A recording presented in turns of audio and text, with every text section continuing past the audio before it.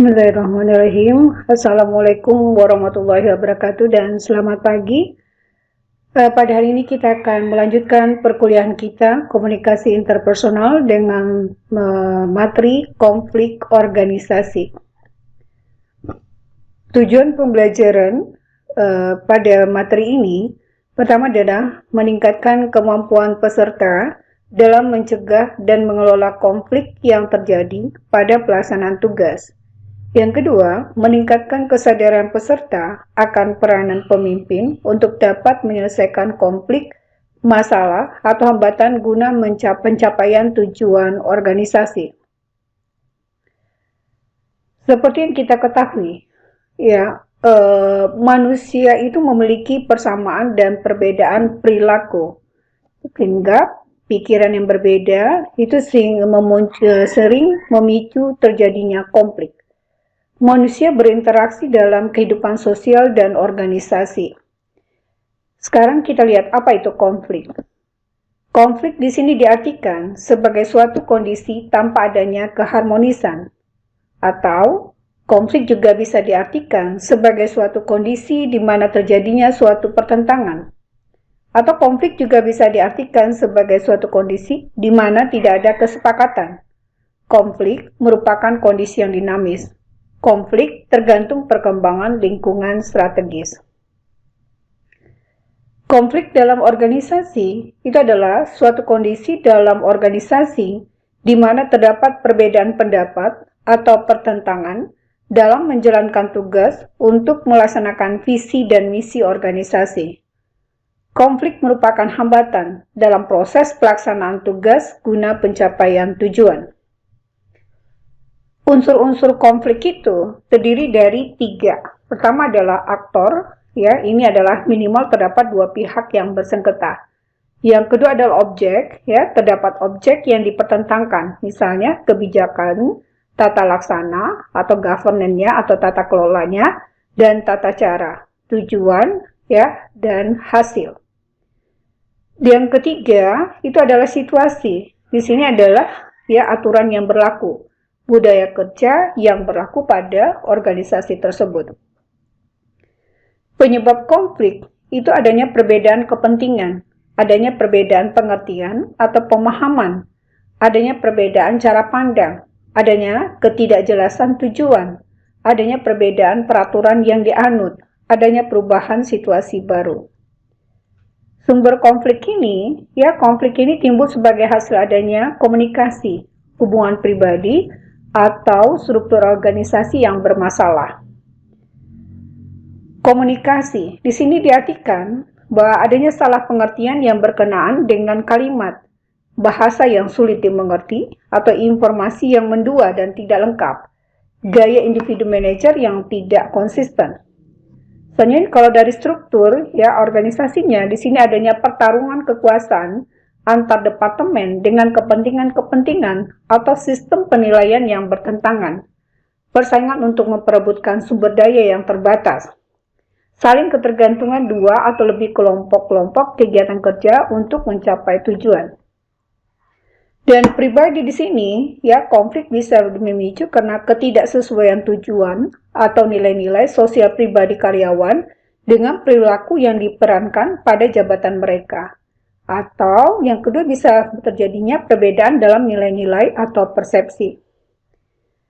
Perbedaan konflik dan persaingan terletak pada apakah salah satu pihak mampu untuk menjaga dirinya dari gangguan pihak lain dalam pencapaian tujuannya. Persaingan ada apabila pihak-pihak yang terlibat tidak sesuai tetapi tidak saling mengganggu. Kooperasi terjadi bila 2 pihak atau lebih bekerja bersama untuk mencapai tujuan bersama. Di sini kita akan lihat pandangan lama dan pandangan baru tentang konflik. Pandangan lama, konflik dapat dihindarkan. Konflik disebabkan oleh kesalahan manajemen, atau pengacau. Konflik itu bisa mengganggu organisasi dan menghalangi pelaksanaan optimal. Tugas manajer menghilangkan konflik. Organisasi optimal membutuhkan penghapusan konflik. Sementara dari pandangan baru, konflik itu tidak dapat dihindarkan. Konflik itu timbul karena ada struktur organisasi yang bermasalah atau kurang tepat, adanya perbedaan tujuan, ya, perbedaan persepsi dan nilai-nilai pribadi.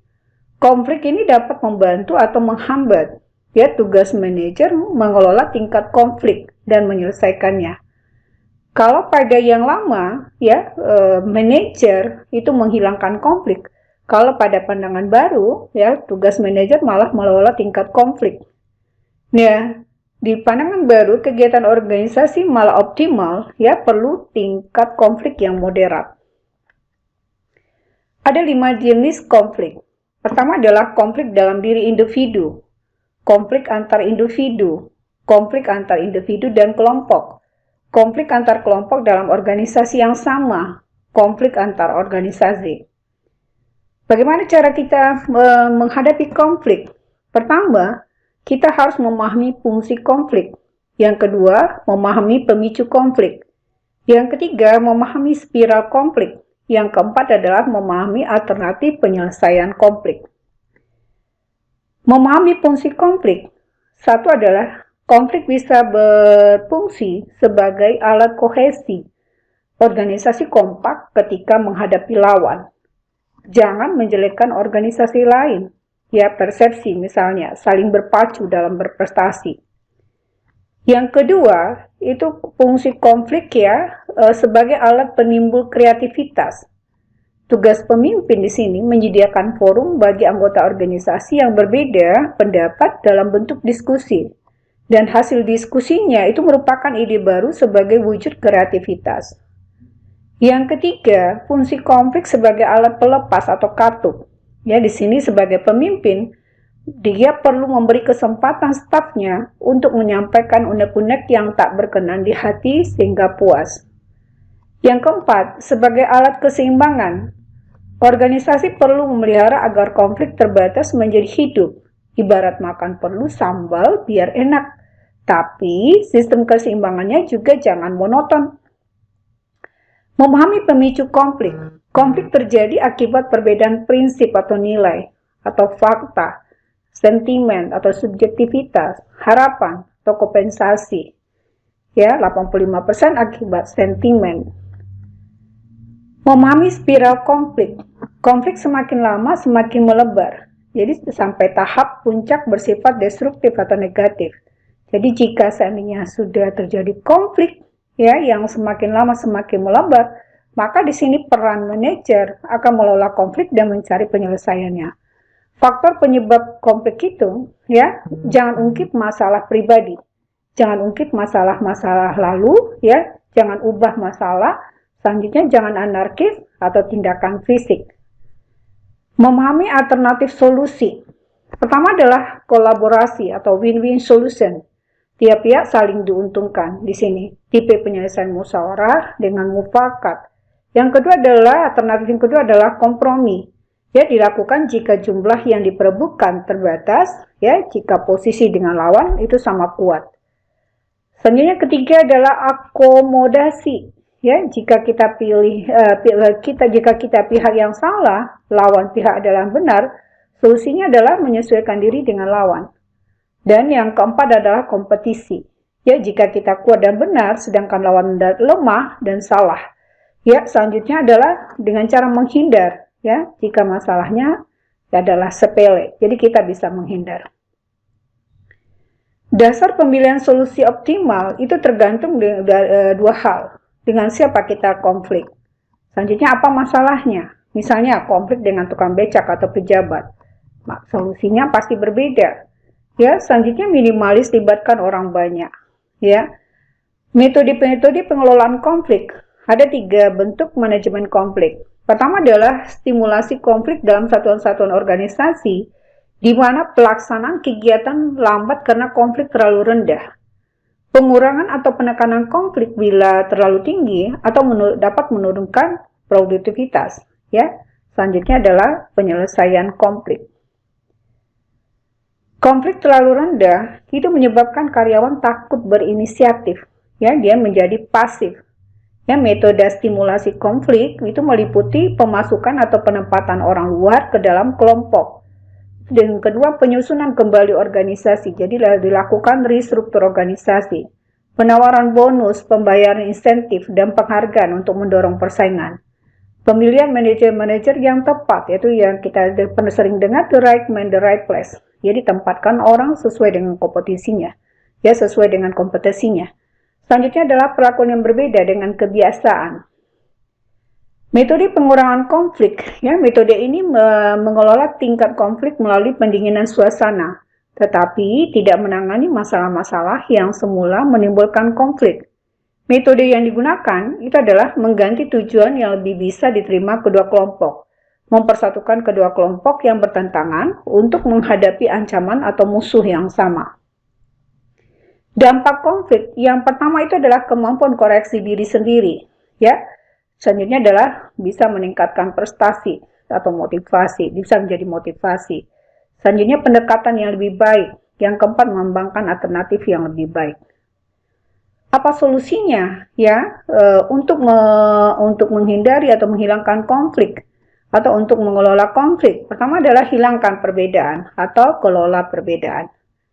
Ya, mengelola konflik, ya, cek dan cek lagi. Selanjutnya kita melakukan konfirmasi, selalu berpositif thinking, ya, lapang dada, tidak ada yang merasa paling hebat atau paling berkuasa, dan terakhir adalah kita akan cinta dengan kebenaran.